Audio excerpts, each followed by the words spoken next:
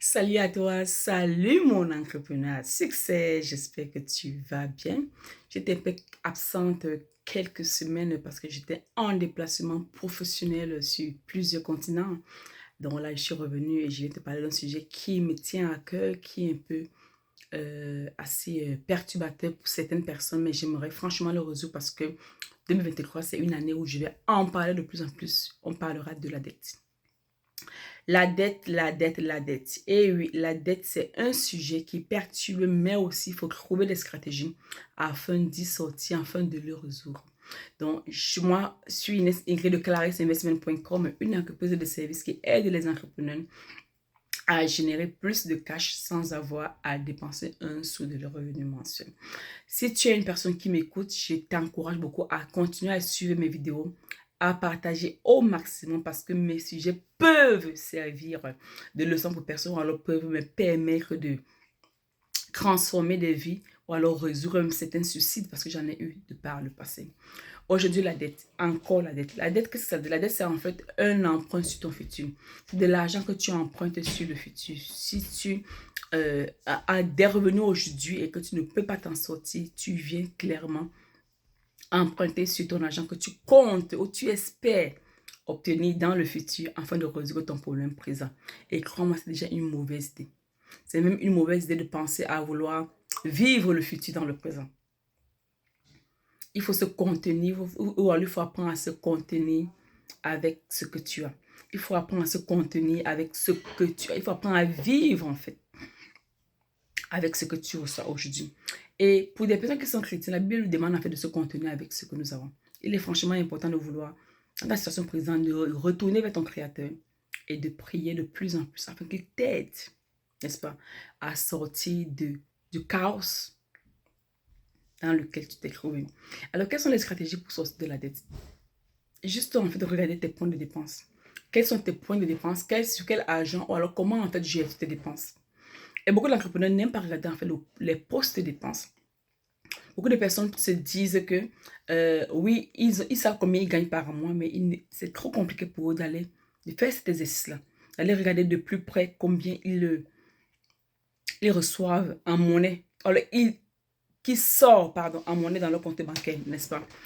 Sachant que ça va te permettre de vouloir regarder plus haut et plus loin, ça va également te permettre de vouloir clarifier ta situation. Et quand tu sais très clairement combien tu dépenses dans ton compte bancaire ou combien d'argent sort dans ton compte bancaire, ça te permet en fait de réajuster tes dépenses. Par exemple, si tu sais combien tu dépenses sur ta nourriture chaque mois, sais-tu combien tu dépenses? J'ai expliqué dans un Facebook Live quelles sont les stratégies, même pour les personnes qui vivent en Afrique, qui n'ont pas de carte bancaire ou qui n'achètent pas toujours au travers de la carte bancaire les moyens de faire les réconciliations ou de regarder de près leurs dépenses. Juste prends un bout de papier chaque jour. Quand tu vas acheter peut-être du plantain ou du macabre ou des condiments ou des épices, tu reviens, tu écris quelque part et tu gardes.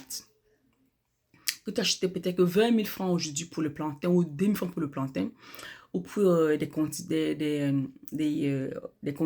condiments, des épices, tu as peut-être pris 1000 francs pour les épices. Et à la fin du mois, tu seras clairement choqué, très clairement choqué par le nombre d'argent ou par le montant total d'argent que tu auras dépensé sur ton alimentation ou l'alimentation de la maison. Et là, tu vas te poser des questions. Est-ce que tout ça, c'était nécessaire? Est-ce que ça valait la peine? Donc, quand vous marchez chaque jour, ils prennent des taxis, ils vont marcher. Même l'argent de taxi là peut t'aider même à faire certaines dépenses. Peut même t'aider à acheter, par exemple, un cube avec cet argent. Tu n'as pas besoin d'aller au marché chaque jour et d'acheter peut-être un ou deux. Les personnes qui sont en Europe, il y a des petits marchés qui se font dans les métros. Certains sont dans des jours ouvrables, certains le week-end. Donc, il est important, les amis, de regarder ça de près. D'accord? Maintenant, quand tu connais maintenant ton poste de dépenses de nourriture, tu sais également ton poste de dépenses de peut-être ton loyer ou alors des factures de ta maison. Mais toujours est-il qu'il est franchement important de regarder ça de près. Et crois-moi, quand tu regardes ça de près, tu te permets en fait de faire les ajustements qui sont nécessaires.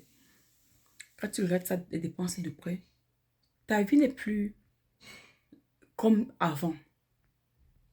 Parce que tu peux même dégager en fait un peu, n'est-ce pas, certains, je vais dire certaines épargnes. Certaines épargnes. Donc, je t'encourage à aller le faire, aller faire cet exercice, aller te documenter là-dessus, aller te dire, il est temps que je paye ma dette, il est temps que je sorte de l'endettement, il est temps que ma situation change, il est temps que je regarde la dette aussi comme une dépense actuelle et j'arrête de prendre de l'argent à gauche et à droite. D'accord? C'est ça que je venais partager avec toi et on se dit dans une autre vidéo alors. Bye.